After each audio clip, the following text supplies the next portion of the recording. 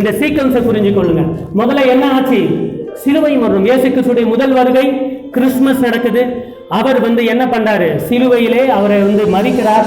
நமக்காக அவர் மரித்து உயிரோடு எழுந்து போகிறார். ரெண்டாவது, இப்ப நாம் எந்த காலத்துல இருக்கிறோம்? Search age. இப்ப நம்ம எந்த காலத்துல இருக்கிறோம்? சபையின் காலத்துல இருக்கிறோம். சபையின் காலத்துல இருக்கிறோம். சபை காலம் முடிஞ்ச உடனே என்ன நடக்கும்? ரகசிய வருகை நடக்கும். ஆனால் என்னை இன்றைக்கு நீங்க மன்னிக்கணும். நம்ம அடிக்கடி என்ன சொல்றோம் தெரியுமா? ரகசிய வருகை ரகசிய வருகைன்னு சொல்றோம். இது ரொம்ப தப்பு. இயேசுடைய இந்த வருகை வருது பாத்தீங்களா? அது ரகசிய வருகை இல்ல. That is not a secret event, that is a global event. அது என்னது?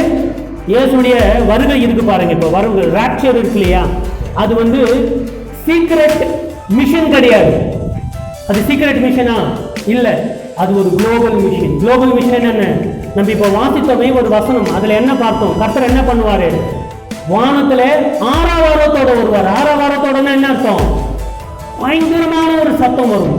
பிரதான தூதன் எக்காலம் ஊதுவார். பிரதான தூதன் எக்காலம் ஊதுவார். ஸோ ஏதோ ஒரு சீக்ரெட்டான விஷயம் கிடையாது.